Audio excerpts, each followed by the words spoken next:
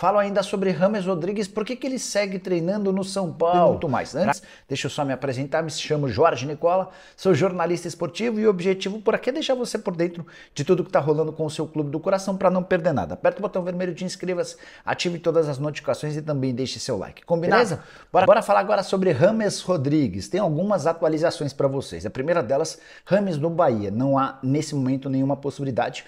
O Bahia entende que já está muito bem servido de homens no meio campo e não gostaria de ter mais um jogador veterano para um setor em que ele já tem muita gente. Então, as informações que eu tenho dão conta de que James no Bahia não vai rolar. Segunda coisa, o James segue treinando no São Paulo. Muita gente estranhando isso. Aí tem duas situações. A primeira delas, o contrato ainda não foi rescindido entre as partes. A segunda, importante contar que ainda que já tivesse rescindido o contrato, o James tinha um acordo verbal com os dirigentes do São Paulo para continuar treinando lá enquanto busca um novo clube. A última coisa que eu queria falar sobre o James com vocês. Surgiu nos últimos dias uma narrativa bem maluca de que a passagem do James pelo São Paulo foi bem legal porque foi o James quem conseguiu alavancar uma série de patrocínios gigantes ao tricolor. Essa história não é verdadeira. O São Paulo de fato fechou com o Morumbis, vendeu os name rights de seu estádio por 3 anos, por 75 milhões de reais, também vai faturar 156 milhões de reais da Superbet, contrato de patrocínio por 3 temporadas, mas isso não tem a ver com o James Rodrigues e sim com o crescimento do São Paulo, com a melhoria do time, com a chegada de jogadores mais importantes, com conquistas de títulos, e esse é o bônus de um São Paulo mais forte hoje, sob o comando de Júlio Casares, especialmente na comparação com seu antecessor, o Leco. Nada diz respeito ao James, que teve uma passagem apagadíssima, frustrante, decepcionante e cara. O James disputou só 14 partidas, com 1 gol, 3 assistências e 2 pênaltis importantes desperdiçados. Cara que custava R$1 milhão por mês na temporada passada, que passou a custar R$1,5 milhão por mês a partir desse ano e que ainda não acertou a rescisão do contrato porque está cobrando luvas a mais. Ele quer receber 9 meses de luvas, sendo que ele esteve no São Paulo em apenas 6. É exatamente isso que impede nesse momento que a rescisão do contrato seja oficializada. Qualquer novidade eu conto para vocês. Combinado? Partiu inclusive de São Paulo, essa informação que ele pediu, as contas. Não foi nem o James, né? O James não publicou nada, não falou nada, enfim. E a gente está acompanhando ele no dia a dia. Tem torcedor, Bruno e companheiros, que está até iludido, achando que vai acontecer uma reviravolta de 180 graus e que o James vai ser inscrito até sexta-feira e vai disputar o Campeonato Paulista. Para Santos e São Paulo, e a gente vê alguns números também envolvendo essas duas equipes. O Santos começou bem o Campeonato Paulista, o São Paulo nesse início de temporada até título já conquistou e a gente tem então esses números. No Campeonato Paulista, tá? A Supercopa não tá aí na conta, por isso o São Paulo tem até um jogo a menos em relação ao Santos. O aproveitamento do tricolor, 72%, do Santos, 76%. Gols marcados, o número é até parecido, 10 contra 11 e gols sofridos, 5. Amanhã então essas duas equipes se enfrentam e o Edu Afonso, ao vivo aqui no Sport Center, traz mais informações do São Paulo, do Santos e deste clássico. Tudo certo aí no São Paulo, Edu? Tudo bem, Bruno? Mais uma vez, grande abraço a você, boa tarde ao Calçade, ao Renato e ao Fã de Esportes. Estou aqui na porta do CT, os jogadores vão se concentrar a partir das 8 da noite, teve treino pela manhã. São Paulo terá desfalques no jogo desta quarta-feira, neste clássico, e eu vou explicá-los aqui detalhadamente. O Rafinha e o Wellington Rato. O Rafinha jogou a final da Supercopa no Sacrifício, de lá para cá tem feito tratamento no Refis. O Wellington Rato se contundiu contra a Ponte Preta, também está no Refis. Já num período de transição no gramado, Igor Vinícius, Lucas Moura e também o Nestor. Só que o Nestor é bem lá para frente, é uma transição longa, lá para o final de março, começo de abril. Lucas Moura e Igor Vinícius não, pode ser que daqui a algumas partidas já estejam à disposição. Além destes 5 desfalques, haviam algumas dúvidas que foram sanadas nos 2 últimos treinamentos. A principal delas, o Galopo. O Galopo tomou uma paulistinha, ainda existe paulistinha, acho que existe, na minha época era paulistinha, né?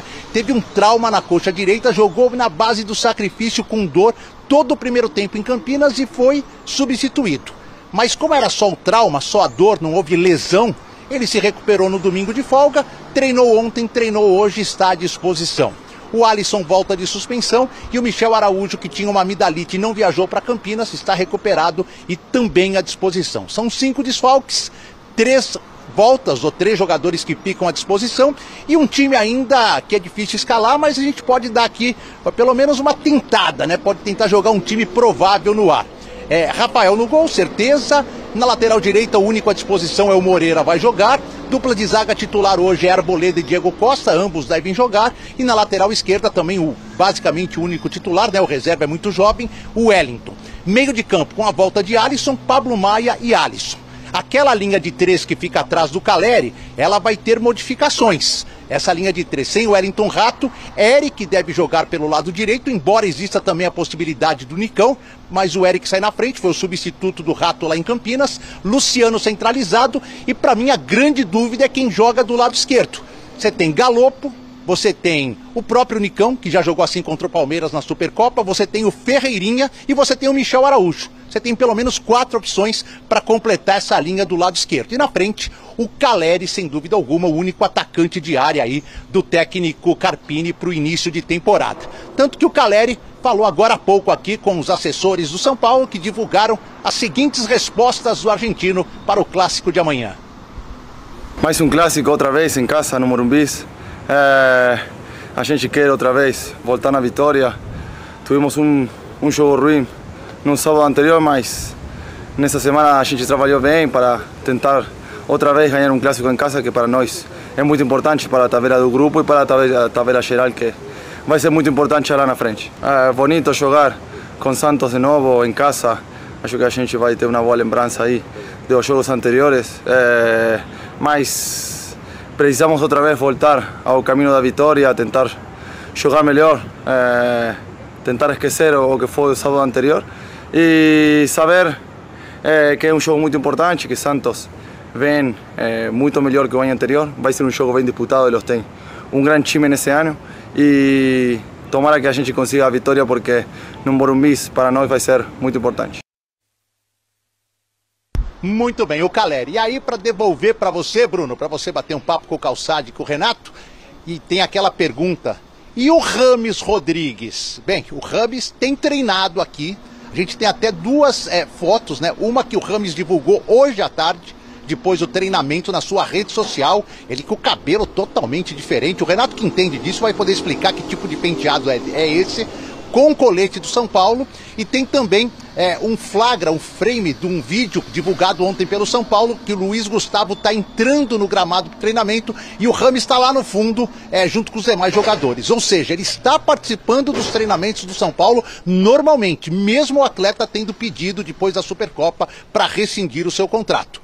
Como essa rescisão ainda não aconteceu, o desacordo não foi feito, o Rames tem cumprido diariamente aquilo que ele é solicitado como atleta profissional do São Paulo, que é comparecer aos treinos e treinar. Ele só não está, por enquanto, inscrito no Paulistão, por isso que não existe nenhuma chance, se essa inscrição não acontecer até o dia 16, dele reverter a situação, voltar atrás naquela decisão e ainda defender o São Paulo nesta temporada. Mas chamou a atenção mesmo quando mais cedo, hoje aqui no Sport Center, o Edu trouxe essa informação. Olha, o Rames está treinando. Eu não estou entendendo mais nada. Ele não ia sair, pediu para sair, mas continua treinando. Aí, claro que tem essa parte jurídica toda também, né, Calçade, do jogador não configurar nenhum abandono de emprego, né, e para não... Isso para, claro, facilitar ali a rescisão. Tem o lado do jogador também, que é o seguinte, né, ele quer sair, mas ele precisa sair para algum lugar, né, ele não vai parar de jogar. E nesta altura da temporada, se ele abandonar, ficar 10 dias sem treinar, de repente o futuro empregador dele fala: pô, o Ramos está aí um tempo sem treinar, vai precisar de mais 15, 20 dias, é melhor não contratar. Mas então, o que chama a atenção é que ele não está fazendo só pelo que a gente acompanha, né, pelo que a gente viu das imagens, não é só um treino físico separado. Ele está treinando ali com o grupo. Ele é jogador de São Paulo ainda. Então ele não fez a rescisão, ele pediu para sair, ele está lá. E ele se mantém, seguinte, separado, você perde a tua condição. No dia a dia com os outros, você mantém um nível de jogo. Quer dizer, nível de jogo pro Rames ele nunca teve, né, Renato? Pelo menos aqui no Brasil. Né? Assim, até chama atenção, porque assim, quantas vezes o Edu Afonso já entrou no seu Sport Center, no nosso, e falou: o Rames está num processo de fortalecimento, de estado físico, transição. Ele tá assim faz o quê? Quantos meses já? Todos. Entendeu? É o que o Calçade falou, se ele parar, ele vai ter que voltar pra isso. E assim, de verdade, se ele é funcionário do clube. E assim, pelo que me parece também, essa relação mesmo pedindo o divórcio aí da situação, me parece que ela é amigável. O cara também não é persona não grata, ninguém odeia ele, também não brigou, não precisa colocar... Eu acho super desagradável colocar o cara separado. Normalmente quando coloca o cara separado é que o cara tá enchendo o saco, aí até ele pode também, juridicamente, alegar algum constrangimento. Eu acho que ele tá sendo tratado com respeito, acho que é legal, acho que ele também tá respeitando o clube, por mais que falaram que ele não foi pra final lá e tal. Eu acho que é uma relação que tem que ser profissional e tem que ser amigável. Não deu certo, beleza, não precisa se odiar. E é claro que quando você tem as conquistas, os títulos, isso ajuda o processo também ser mais pacífico, né, Edu?